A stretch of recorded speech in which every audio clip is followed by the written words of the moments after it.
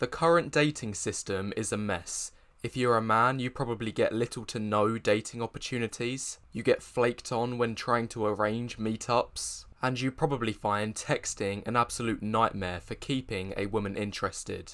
Meanwhile, if you're a woman, chances are you don't have these issues, but instead face a barrage of lackluster quality guys. Quantity isn't a problem, but quality is. And for the small percentage you do consider date-worthy, you find they are preoccupied with other aspects of life, or they aren't serious and just want to date casually. Based on these points, it should be clear that the current dating system isn't benefiting most people, both for men and women. Well, in this video, as I'm going to explain, it may surprise you that all of these problems are in fact predictable and ingrained in the modern dating system.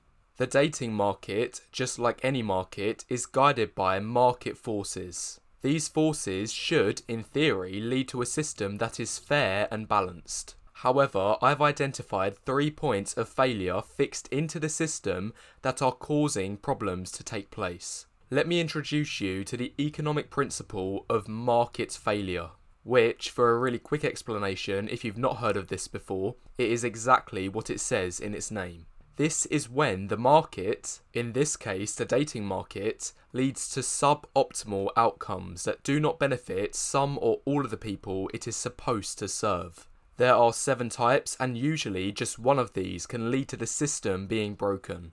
Well, as stated, 3 apply to the dating market, which in other words means there are 3 unavoidable points of failure that are causing all sorts of problems in dating. Anyway, let's break down these 3 points one by one, starting with inequality. It's no surprise the dating market is unequal. Using the Lorenz curve, which is the most common way to measure inequality in any given system, we'll be able to see just how big the gap is between the men at the top, middle, and bottom. It works like this. Population is on the x-axis and the share of a particular thing is on the y-axis. And in a perfectly equal system, we'd have a completely straight Lorenz curve. This means 50% of the population get 50% of the cumulative share, 70% get 70%, 90 get 90, and so on. So no matter where you are in the system, you will be on equal terms compared with your neighbour. This chart is most often used in an economic sense to measure levels of income inequality in countries. For example, the Lorenz curve for America looks like this, where the top 20% takes home a little over 50% of the country's income. This is expected, as we all know the people at the top in a country like America are faring way better than those at the bottom. Now let's take a look at how things are in the dating market. To make this work, instead of measuring wealth, we'll substitute in Tinder likes. Now, I know a lot of people might roll their eyes about using Tinder to provide data, but at the same time, this will be able to give us a rough idea. And besides, Tinder is the world's largest dating app with over 75 million users, so sample size is not an issue. Additionally, studies show dating apps are now the #1 way couples meet. So as I say, using Tinder likes definitely not a perfect measure, but this will be able to give us a rough idea of dating market inequality. Anyway, the Lorenz curve for men on Tinder looks like this. Shockingly, it's actually more unequal than America is in terms of income. Noticeably more. On Tinder, the top 10% of men get 58% of the likes. Meanwhile, for the bottom 50% of men, they get just 4.3%. And the reason I find this so glaring is because we hear on the news all the time about income inequality, how terrible it is and what should be done about it. But when the exact same thing is happening in the dating market, it seems no one even cares about it. Now, some of you might point out that I've only spoken about the inequality for men, when really this should also apply for women as well, because men are no different in their dating choices. And for those that think this, you're right, it does apply to women. The top 10% of women get 45% of likes from men, which again shows a big inequality. But the reason I'm focusing mainly on men is because notice how the share of likes is less equal for men than for women. The bottom 50% of women has nearly twice the share than the bottom 50% of men. This suggests that women have their eyes focused on the top guys more than men have theirs focused on the top women. On top of this, when you factor in the ratio of these apps and that men swipe way more than women in general, you'll find even below average women can accumulate a sizable number of matches in a short period of time. So the bottom line is, on dating apps there is only one group of people who will indefinitely have a matches screen that looks like this, and that group is below average men. Now moving on to the second point of market failure. This is known as asymmetric information. Let's say you're looking to buy a second-hand car. You go online and find almost immediately what appears to be a very alluring deal. The car is only a few years old, has low miles and is well under the market price. So you do the obvious thing and arrange to meet the seller and buy it, thinking you've got an amazing deal. Anyway, for the next 6 months, everything is smooth. That is, until, suddenly, loads of problems start arising with the car. The gearbox had to be replaced, as did the clutch. You got them both repaired straight away, and at this point, since you've been frustrated twice, you made the wise decision to get an inspection from a car mechanic in order to prevent any more unforeseen damages. And unfortunately, the mechanic leaves you shocking news. He says the mileage of the car is actually 3 times higher than what it reads on the odometer. You also find out it's 5 years older than what it says on the reg. You now become very angry and get rid of the car, swearing you'll never drive again. Anyway, the purpose of this story is to highlight the problem of asymmetric information in a marketplace. The car seller knew information about the car that undermines your ability to make rational decisions as a buyer. How does this principle also apply to the dating market? Well, just like there's information someone can hide about a car, there is also information people can hide about themselves that makes them look like a better option than they truly are. A woman may have been a notorious cheater in her past. She may have cheated on every single one of her previous partners. Similarly, she may have an extremely high partner count. But the thing is, unless you actually know this information, her past has zero effect on your perceptions of her dateability. For all you know, you're dating a perfectly sweet and normal girl.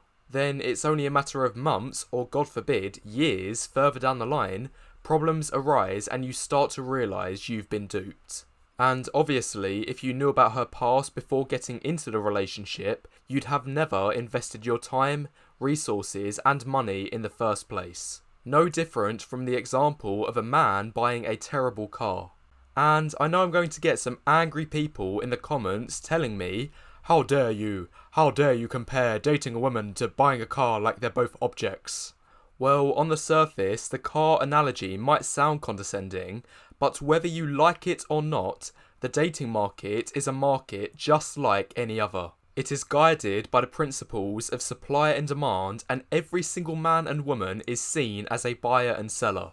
And one of the key problems in today's dating market is there's an incentive to sell yourself at a higher value than you actually are. There's become a very fine line between putting your best foot forward and flat out pretending to be someone you're not. This is a market failure at its core, as it encourages people to deceive the person they're dating if they want to increase their chances of it working out. Honest people are the losers and liars are the winners. And this problem has been made even worse since online dating due to its high levels of anonymity. Nowadays, a person you met from a dating app can make up whatever lies about themselves they want, and as long as you believe them, it will hugely increase their perceived value. Now, of course, vetting for red flags is important and may be the only solution. However, it is not guaranteed. If a woman tweaks her history slightly, how would you be able to tell? Also, remember everything I'm saying right now applies to men too, not just women. Here's an example I recently saw in this video. How to tell a girl you just want to hook up. The first thing you don't want to do is while you're on the date tell her, hey, just so you're aware, I'm not looking for a relationship. That's a huge red flag from the girl's perspective. So instead, when she asks you, so what are you looking for? You want to say, lately I've just been casually dating, trying to take things slow. I have no expectations, and let's see where things go. That's what you say the next time she asks you that question.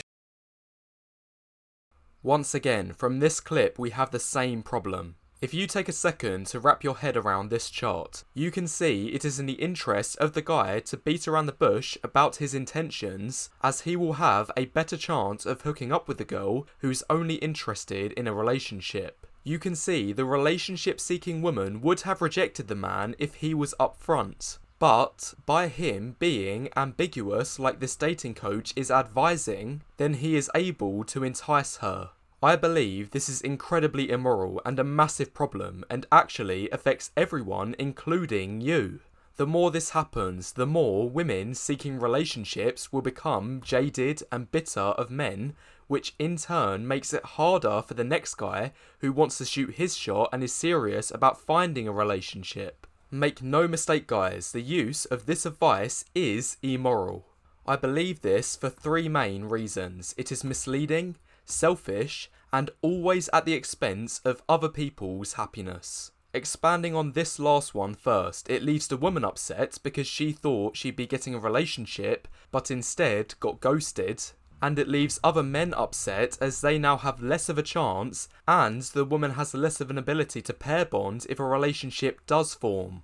So basically, it only benefits the man who uses the advice, which makes it selfish. However, I don't even see how he could get fulfillment from doing it, because the only reason he got what he wanted was by being misleading. There should be no internal validation to gain from this experience because she was only willing to hook up with him because she was anticipating something long term. The man must know deep down if he was upfront and honest, the girl wouldn't have gone through with it. How he can live with a sense of pride given this, I have no idea. Anyway, that's it for this point on asymmetric information, and as you've seen, it can be exploited by and damaging to both men and women. Now moving on to the final market failure, which is this concept known as tragedy of the commons. Again, we'll look at an economic market first to understand the concept, and then relate it to the dating market. Imagine you live in a medium-sized town, and this town gets all of its water supply just a few miles away from this single lake. The lake has no rivers that flow into it, so it has to rely on rainfall to maintain its size. Everyone understands if the lake is exploited, it may dry up one day, so protecting it is extremely important. However, there is one big problem. The people may understand the lake's importance as a collective, but as individuals, unless you introduce laws or limits on how much water each person can use, it means there is nothing that can stop anyone from taking more from the lake than they should. Anyway, because of this problem, what ends up happening is 10% of the people turn a completely blind eye to the lake's preservation. They decide to grow extensive lawns, wash their vehicles daily, and install fountains which are all very water intensive. And in the short term, this 10% are very happy. But unfortunately, this was never sustainable, and slowly but surely the lake dried up, ruining it for everybody. This is called the tragedy of the commons, and the exact same issue happens in overfishing, over-deforestation, and over-mining, all for the same reasons. And as you probably guess, this also happens in the dating market. Think of the lake example again, but swap out the lake for the dating pool of women, and the town for the pool of men. Now think of the 10% who use up the water as the top 10% of men in the dating market. Remember, at the very start of the video, I explained how the dating market is extremely unequal, particularly for men. So, when the top 10% have abundance and can date multiple women at the same time, it means other guys are left out. It might be a tough pill to swallow for a lot of you, but the dating market is a zero-sum game. Meaning, if I date a woman and take her off the market, that's one less woman you could now potentially date. And this isn't necessarily a problem if there are equal numbers of men and women, because eventually everyone will have a partner. But the problem arises when a small minority of guys date multiple women at the same time, leaving the other men left out. It's a matter of fact, over 2,000 years ago, the rulers realised how this setup was unsustainable, so to counteract this, they introduced laws of monogamy, which created a 1-to-1 balance for men and women, making sure people weren't left out. But funnily enough, in the last couple of decades, we've seen a complete dismantling of these values. And once again, we're in a situation where a few men at the top are dominating the market, while the people at the bottom are being ostracised. Anyway, that's it for the 3 ways market failure applies to the dating market, and maybe I'll make a solutions video to these problems in future. If you enjoyed, make sure you press the like button now and leave any thoughts you have in the comments below, as it helps the YouTube algorithm.